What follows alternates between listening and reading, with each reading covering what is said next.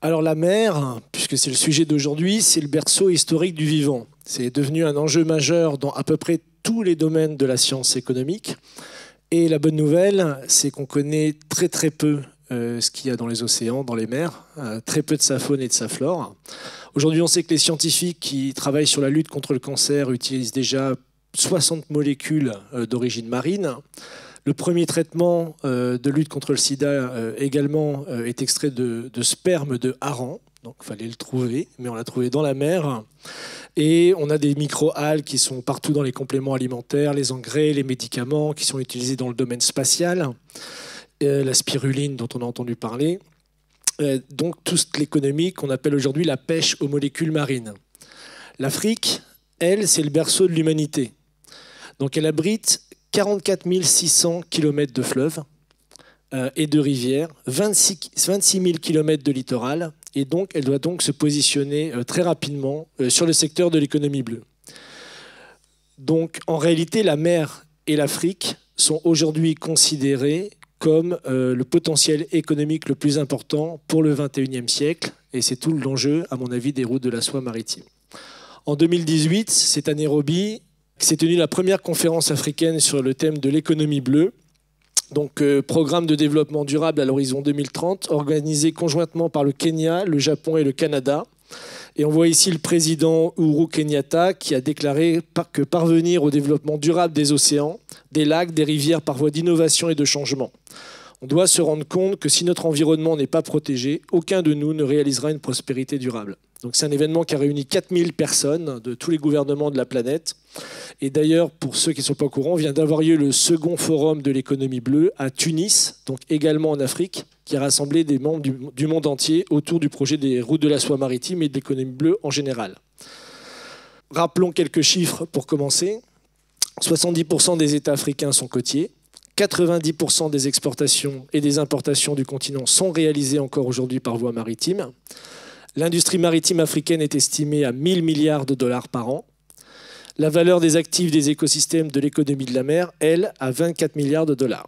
Selon une étude qui est sortie l'an dernier, que j'ai ici pour ceux que ça intéresse, qui a été faite par PricewaterhouseCoopers, donc d'avril 2018, qui est un des plus grands cabinets d'audit, qui fait partie des Big Four avec Deloitte, KPMG, Ernst & Young, enfin toute la clique. Et qui s'appelle « Comment renforcer », je vous le traduis en français, l'attractivité des ports en Afrique subsaharienne. Et donc dans ce rapport, il déclare directement qu'une amélioration de 25% des performances portuaires de la région, donc l'Afrique subsaharienne, permettrait d'augmenter le PIB des pays d'Afrique de plus de 2%. Malheureusement, pour 50% des opérateurs portuaires de l'Afrique de l'Ouest en particulier, estiment que leurs réseaux routiers ne sont pas dimensionnés aujourd'hui pour écouler les volumes de marchandises débarquées. Mais bon, je reviendrai sur l'Afrique de l'Ouest un petit peu plus tard, parce que je pense que c'est là où la France peut avoir un rôle décisif, puisqu'on est très lié à ces pays. Donc si on regarde la carte suivante, des nouvelles routes de la soie, et si on zoome sur les cartes plus larges qu'on a vues et qu'on voit plutôt l'aspect africain des routes de la soie maritime, on voit bien, pour des raisons évidentes géographiques, mais il faut l'avouer aussi politiques, c'est avant tout l'Afrique de l'Est, qui est au premier plan. En particulier le Kenya, avec le port de Mombasa et de Lamu, Dar es Salaam et Bagamoyo en Tanzanie, le port de Beira et de Maputo plus au sud au Mozambique, sans oublier bien sûr le plus grand port africain, Durban en Afrique du Sud. Et si vous voyez pour le nord, on voit Djibouti, dont on aurait pu parler également d'ailleurs sur l'affaire du piège de la dette, puisque c'est un des exemples qui est fréquemment cité. Et ensuite la remontée vers le canal de Suède et donc la Méditerranée. Le port de Lamu, je prends ce cas-là parce que c'est très intéressant, si on met le slide suivant, est aujourd'hui au cœur de nombreux débats dans le cadre de la route de la soie maritime. Il existe en effet un projet, que le projet LAPSET, que vous pouvez voir ici. Donc LAPSET pour Lamu Port Southern Sudan Ethiopia Transport Corridor, donc le corridor de transport Soudan du Sud, Éthiopie, Port Lamu, que vous pouvez voir ici. Et où le port de Lamu deviendrait le point d'arrivée d'un pipeline de plus de 1500 km de long, doublé d'une autoroute, d'un chemin de fer à grande vitesse, d'une usine de gaz naturel liquéfié, d'une raffinerie, d'une centrale de désalinisation et de plusieurs villes nouvelles. Je ne sais plus qui mentionnait l'émergence de l'urbanisation en Afrique, ça va devenir un facteur très important. Donc on estime, selon les rapports, que 23 millions de tonnes de marchandises seraient attendues à Lamu dès 2030, soit 2 fois le trafic du port de Mombasa, plus au sud, qui est pourtant le plus important port d'Afrique de l'Est actuellement. Alors il y a une petite bataille, puisqu'on voit un autre tracé, juste pour la petite information géopolitique. Pour ceux qui ont lu notre rapport, vous avez vu que le sous-titre, c'est marqué « Pour en finir avec la géopolitique ». Puisque la France se bat pour un autre corridor de transport plus au sud, et la compagnie Total en particulier, en partenariat avec l'Ouganda. Mais bon, nous on pense que de toute façon, au regard du développement qui va arriver, les deux projets seront tout à fait complémentaires. Mais les routes de la soie maritimes ne pourront pas aboutir économiquement parlant et ne seront pas efficientes si elle n'est pas couplée avec le programme actuel de l'Union africaine qui s'appelle l'Agenda 2063, dont vous pouvez voir ici la carte, et qui a pour but de relier toutes les capitales africaines entre elles par des trains à grande vitesse. Parce que jusqu'à présent, l'Afrique, un modèle où on exporte depuis l'intérieur du pays vers les côtes, c'est une politique d'exportation et il n'y a pas d'interconnexion entre les pays africains entre eux. Donc on peut voir ici le projet de relier toutes les capitales. Et le deuxième point qui sera très important pour la réussite des nouvelles routes de la soie maritime en Afrique, après la réussite de l'interconnexion d'ici à 2063, ce sera la révolution manufacturière. En fait, la transformation des matières premières dont le continent abonde, mais n'en profite pas, et ne plus être un simple exportateur de celles-ci comme au temps des colonies. Donc c'est dans ce cadre qu'a eu lieu récemment un événement qui a été aussi très très important dans le cadre des routes de la soie maritime, qui a été l'exposition des importations de Shanghai. Donc ça, on en a également peu parlé en France, malgré que la France était présente. Ça a eu lieu en novembre 2018. Et une partie de cette conférence était consacrée aux opportunités d'importation des produits manufacturés depuis l'Afrique. Donc ça, c'est très important pour le continent. Il y avait des gens évidemment du monde entier, tous les pays africains étaient représentés, 40 pays sur 54. On a estimé que dans le cadre du développement de la route de la soie terrestre et maritime, la Chine devrait importer 40 000 milliards de dollars de biens dans les 15 prochaines années. C'est tout simplement gigantesque. Donc tous les pays sont en train de se positionner. Et donc les nouvelles routes de la soie terrestre et maritime ont donc permis, à mon avis, et c'est le plus important pour l'Afrique, d'accélérer les deux révolutions qui sont nécessaires pour le continent, celle 1 des infrastructures et 2 celle des manufactures, de la transformation des matières premières. À ce titre, je me permets de faire un petit conseil de lecture suivant, avec ce livre que je vous conseille de lire qui s'appelle « Libérer le potentiel de l'Afrique » de Cédric Mbang Mesui du Gabon, qui est un Gabonais et qui livre une réflexion tout à fait pertinente sur cette question, en s'inspirant d'un des pères fondateurs des États-Unis qui s'appelle Alexander Hamilton et qui avait permis le développement de la jeune République quand elle s'était libérée des griffes de l'Empire britannique à l'époque. Donc on voit déjà très bien l'impact des nouvelles routes de la soie maritime sur l'Afrique de l'Est, et je vous propose d'aller faire un petit tour du côté de l'Afrique de l'Ouest. Donc c'est un petit peu moins glorieux, pour dire les choses, même s'il y a une bonne nouvelle, tu peux laisser là, ouais. C'est qu'il y a 2 jours, vous en avez peut-être entendu parler, a été inauguré le fameux port marocain de Tanger Med, donc qui a été inauguré et qui est devenu le plus grand port d'Afrique. Donc ça, c'était exactement il y a 2 jours, avec 2 nouveaux terminaux à conteneurs simplement gigantesques, qui a triplé la capacité du port pour atteindre 9 millions de conteneurs par an. Donc ça fait partie également du projet des nouvelles routes de la soie maritime. Et vous retrouverez tous les détails de ce projet dans le rapport de l'Institut Schiller sur les nouvelles routes de la soie, puisque ce projet est entièrement détaillé, l'impact qu'il va avoir dans la révolution pour l'Afrique. Et ce qui est très intéressant dans le rapport que j'ai lu, c'est que justement l'Afrique est son premier marché, avec 38%, suivi ensuite vers l'exportation vers l'Europe 27% et l'Asie 26%. Donc si on revient sur l'étude qu'a fait PricewaterhouseCoopers, il y a eu un grand problème en Afrique de l'Ouest, c'est qu'entre 2011 et 2015, la plupart des ports en Afrique de l'Ouest ont connu une très très forte régression, due à des facteurs géopolitiques, à des facteurs économiques.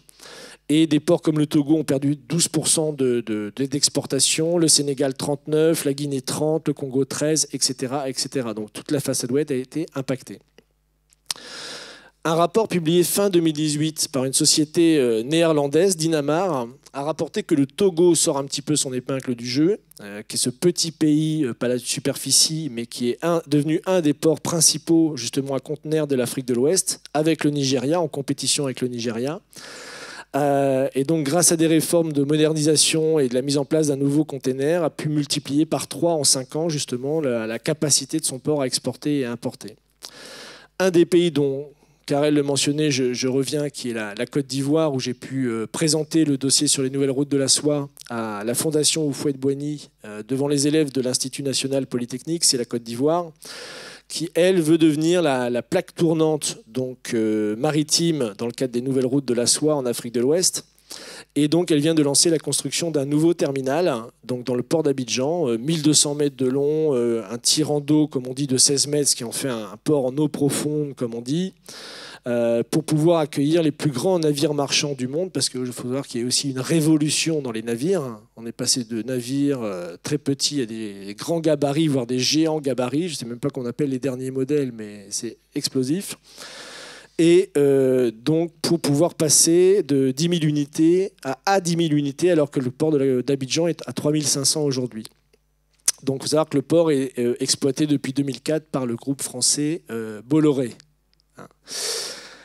Donc, voilà, les travaux se font un petit peu attendre, mais ça avance.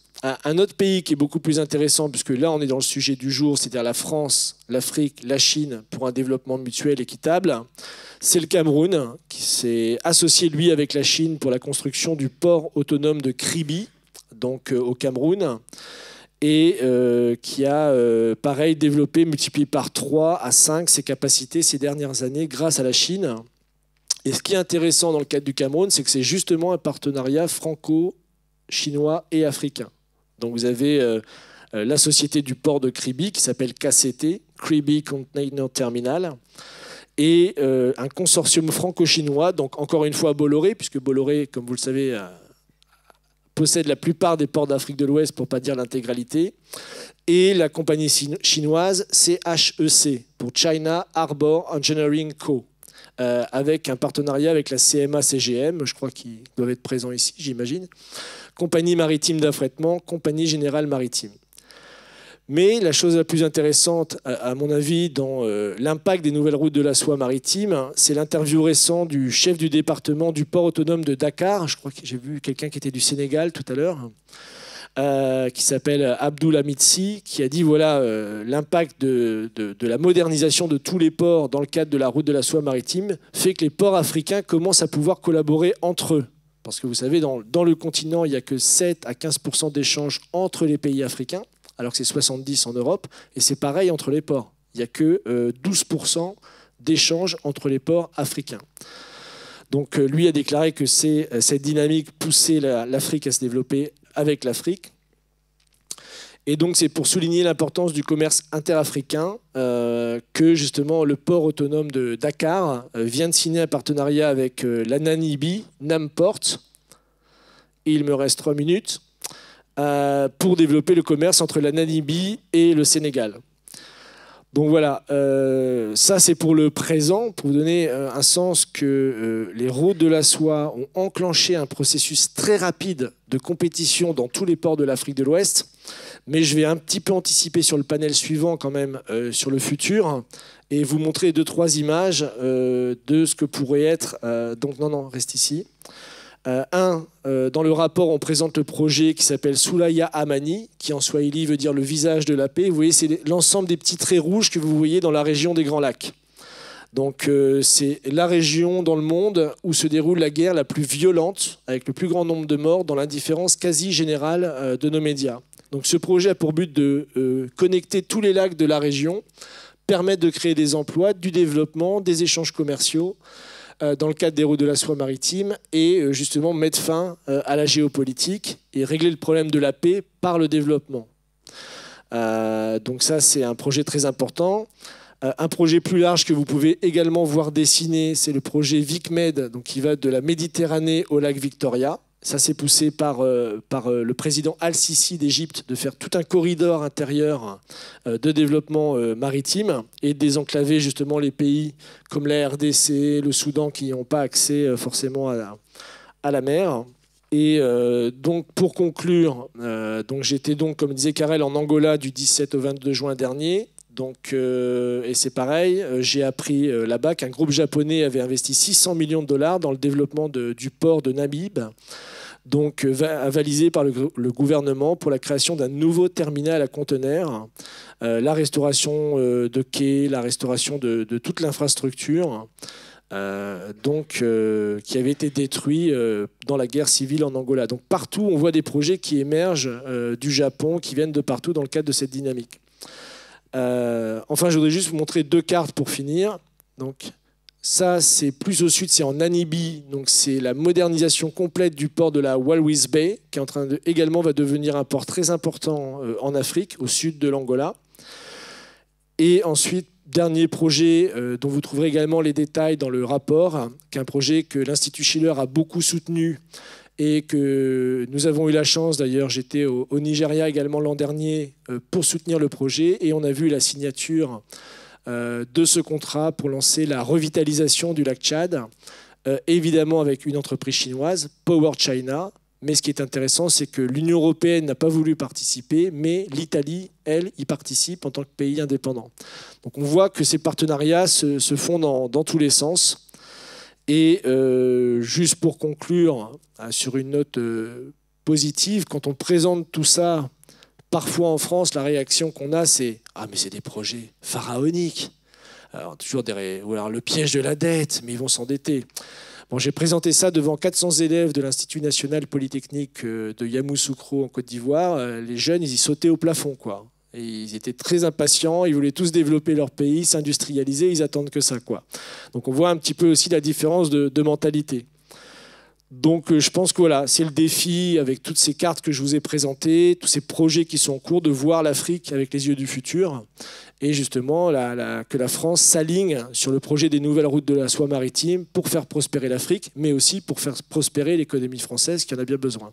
Donc je vous remercie.